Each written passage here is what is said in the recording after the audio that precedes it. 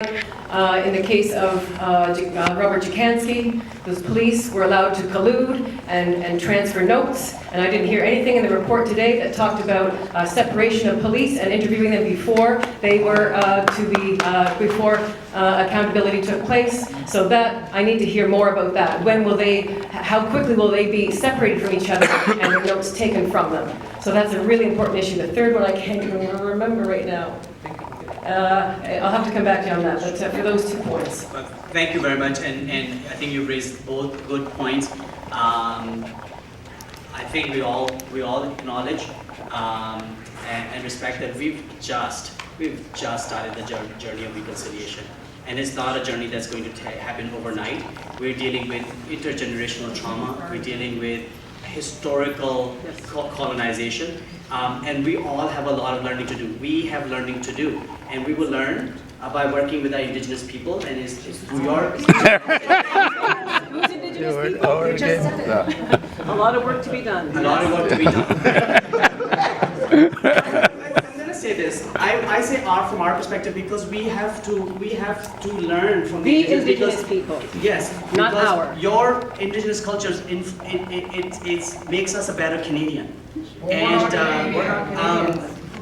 So I strongly believe that we have a lot of learning to do from the Indigenous people, and I'm on that journey. It's a long journey, and all of us will participate, hopefully, in that journey. Well, a Canadian is simply a member of a corporation.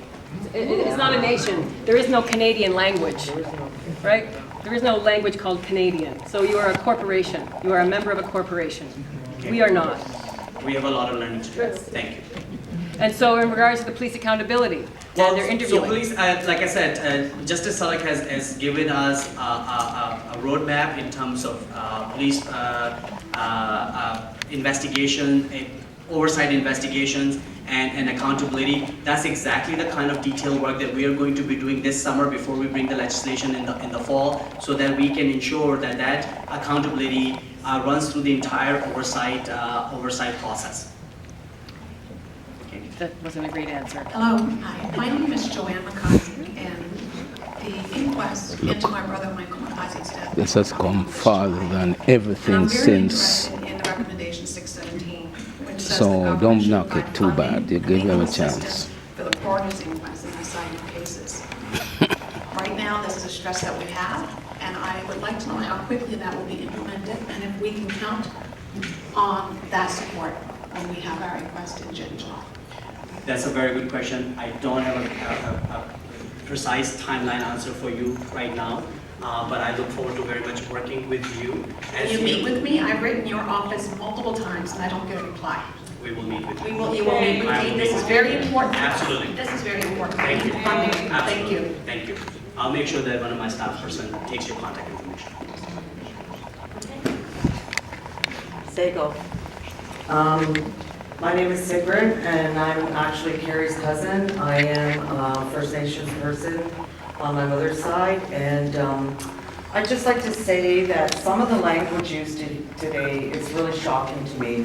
In my first language, Ganyageha, we do not have a word like home. Something either is or it isn't, and that's that.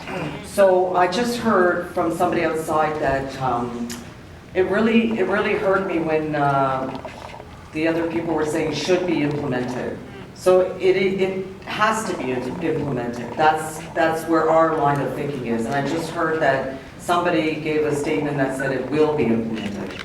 So that's one good thing. I also would like to talk about the fear of retaliation towards officers that live in small towns, apparently. I'm sorry, but I just don't buy that.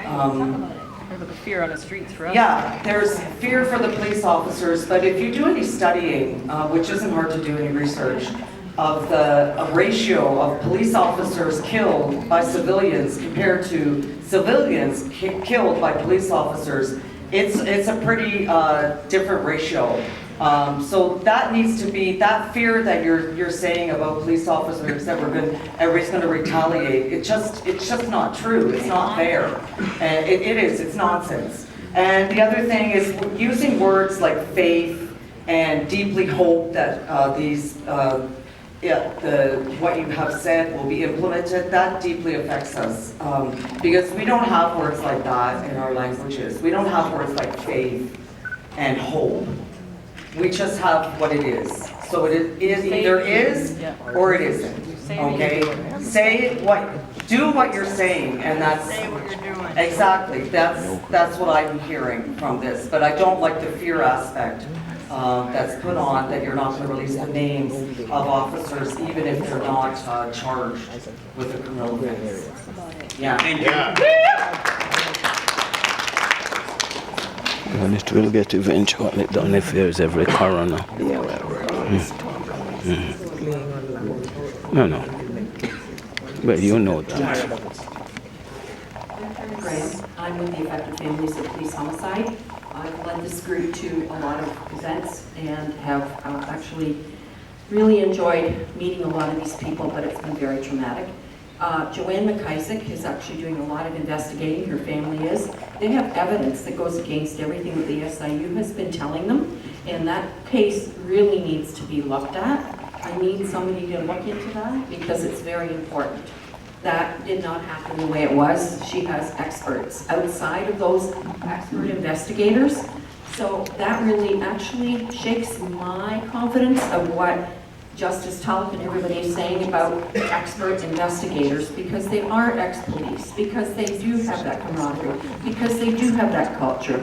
And some of those SIU investigators have trained with police, so they gain that. And I don't like that part. Right. The other thing is too, with Joanne's family has actually gathered all the data across Canada about officers, what they've done, who they've done it to, and a lot of the Indigenous people are the ones that this is being done to. Yes. And she has the data. So if you want that data, meet with her. And we have requested to meet with you a number of times, through your office, through your Twitter account, through many things. And we would love to sit with you and share our experiences and bring solutions to the table, like we did when we met with the Ministry of the Attorney General's office, when Madeleine Muller was part of that. We want to make a difference. We want our experiences to count. We want our voices to count. I hope we can meet. Thank you, Karen. You gave me a note earlier with your contact information, and I've already have actioned that, so we will do that. Thank you. I think we have time for one more question. Does anybody know have the opportunity to speak to the legislator? Can we do two? Jenna, this gentleman, and then please. Let somebody else speak. Okay, can we go? But he was waiting for the minister. We'll come back. He was deferring to the Thank you very much. minister. My name is Campbell. I appreciate everyone here gathered today. This is a really important issue. It's important to talk about. And what I want to mention is privacy. So we do have the Charter of Rights and Freedoms, and I appreciate that privacy is one of those things listed there.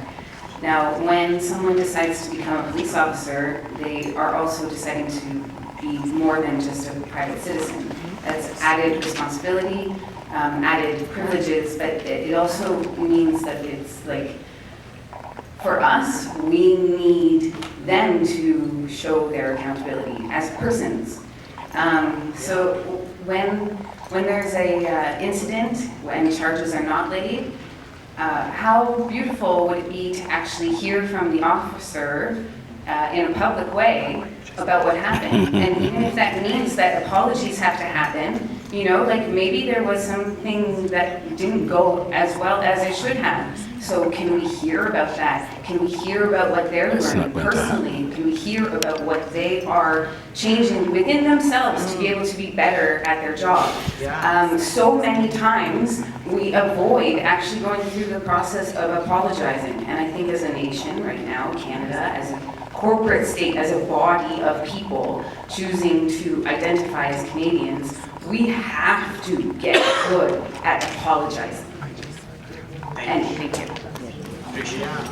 Thank you. And on top of that, like so much of our mental health in our communities is about how we communicate through these issues of violence between us and violence from different levels of government, how we communicate through the healing.